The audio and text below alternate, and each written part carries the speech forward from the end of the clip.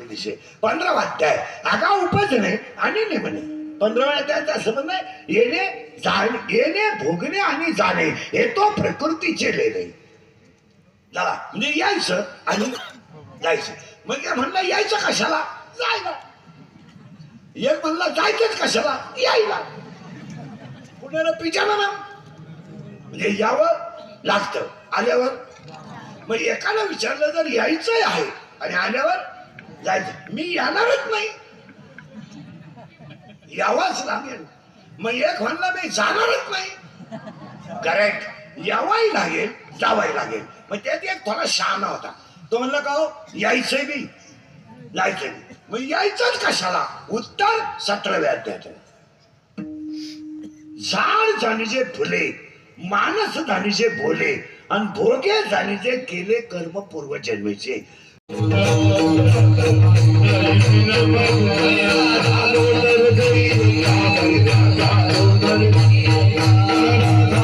येणे जाणे येणे कशाला भोगायचा आता भोग संपले की आणि हे ज्याचे त्याचे भोग आहे आणि असं बरवायचं नाही माझंच वाईट काय झालं कांदा ढोळून तो काय वाईट नाही हे ज्याचे त्याचे भोग आहे एका विहिरीचं पाणी 3 पाटात गेलं 3 वाफ्यात गेलं पाणी मिरचीला गेलं तखीर झालं कारल्याला गेलं कडू झालं उसाला गेलं गोड झालं पाण्याचा काय दोष एका कुंभारानं 3 मडके घालवले एक दही हंडीला गेलं एक डाव्याला गेलं आणि एक म्हाताऱ्याला लगविलं गेलं कुंभाराचा काय दोष एका बापानं 3 पोरांना जन्म दिला एकानं लंका गमवली एकानं लंका कमवली आणि एकाला माहीतच नाही वाटण्या उठलंच नाही उठलं तर त्याला त्याची बदली झाली नावच आली काहीला पाय समजता येईल काहीला पाहायला मिळालं काही दुसरेच पाहून मेले प्रारब्ध काहींना इस्टेट मोकार आहे पोरग नाही काहींना इतकी पोर आहे झोपाय जागा काहींनी इतका प्रयत्न केला झालं एक झालं ते येणं झालं प्रारब्ध वनवासाला जाईल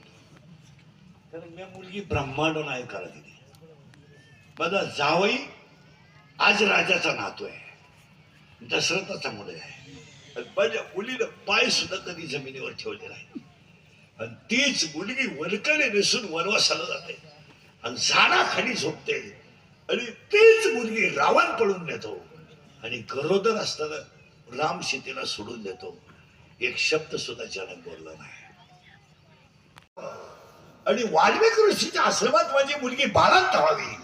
आणि मला 2 जुळी नातू व्हावीत लव आणि अंकुश आणि ते म्हणजे दोन्ही नातू बापाबरोबर युद्ध करायला निघावे हे यथाकथाचित त्यांचाही प्रारब्ध असेल पण माझ्या गुजीरवाल्या मुलीनं जर प्रारब्ध भोगलं तर ती अधिमाया शक्ती होऊ शकते झाली हा सीतेच्या आयुष्याचा ज्याच्याकडं वशिष्ठ ऋषी सारखी माणसं आहेत तो सुद्धा मृताने राम म्हणून मेलाय तो दशरथ आहे तुम्ही काय तू तर मत पडेल डेअरीचा चेअरमन तरी तुम्ही येडेवाणी वागत अभ्यास करा कपाळावर लिहिलेलं कोणाला सुखत नाही हे ध्यानात ठेवा मिरवणुकीमधून जेलमध्ये ठेवावं आणि ती मुलगी बाळंतीण व्हावं आणि सगळ्या भावाला भाचा दगडावर आपटावा आणि आईच्या स्तनातलं दूध आईला मुलाला मिळवू नये काय प्रसंग नाही काय दूध नाही मिळालं 6 मुलं आणि 8वा जन्माला आला तो सुद्धा टोपलीत बसून पण इकडे गेला पण आईचं दूध